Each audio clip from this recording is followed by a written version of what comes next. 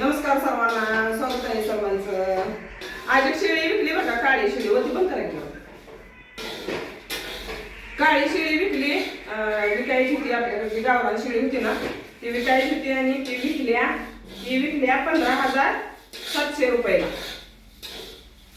आणि पैसे चांगले आला बघा त्या शेळीनं. तुम्हाला सांगते, घेऊन तिला 1.5 वर्ष झालं. पडलेल्या वर्षी गणपतीला घेतल्या, या वर्षी गणपतीला 1 वर्ष झालं आणि हे 6 महिने म्हणजे 1.5 वर्ष झालं.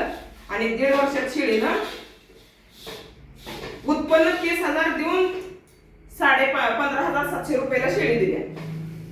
उत्पन्न 15,000 तिचं निघून 15,700 रुपयाला शेळी दिली. तिचा आणि तिच्या पिल्लांचा खर्च उत्पन्न किती निघालं? 30,000. 15,000 सांगायला लागलंस तर किंमत 15,000 आली. किंमत तिची 15,700 रुपये आली का, आणि उत्पन्न तिचं 30,000 रुपये निघाले. 31,000 रुपये उत्पन्न झालं 1.5 वर्षात. आणताना शेळीला 2 पिल्ली होती, 2 पाटा होत्या. त्या पाटा 10,000 ला दिल्या. आणताना जरा त्या पाटा पण 25 होत्या. 10,000 ला पाटा दिल्या. आणि नंतर बोकडं झाली, बोकडे 21,000 ला दिली.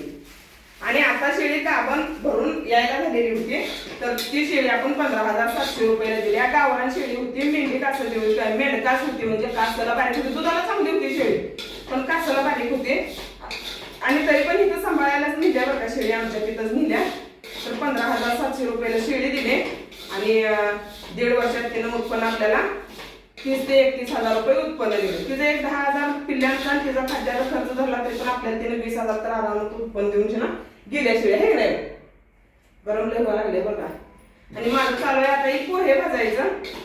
एक शेळी कमी झाली. आता फक्त आपल्याला चांगल्या मोठ्या मोठ्या शेळ्या राहिल्यात आपल्याकडं, आणि जास्त शेळ्या नाही त्या, थोड्या शेळ्या आहेत त्या, पण चांगल्या क्वालिटीच्या शेळ्या आहेत. ती पण शेळी चांगली होती, फक्त गावरान होती.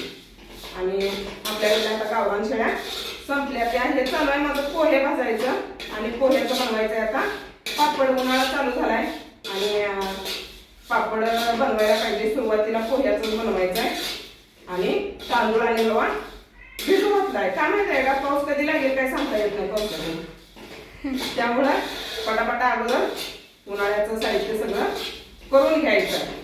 पोह्याचं लई छान होतं बरं का पापड. आणि आपण लाटून पापड बनवणार आहे पोह्याचं.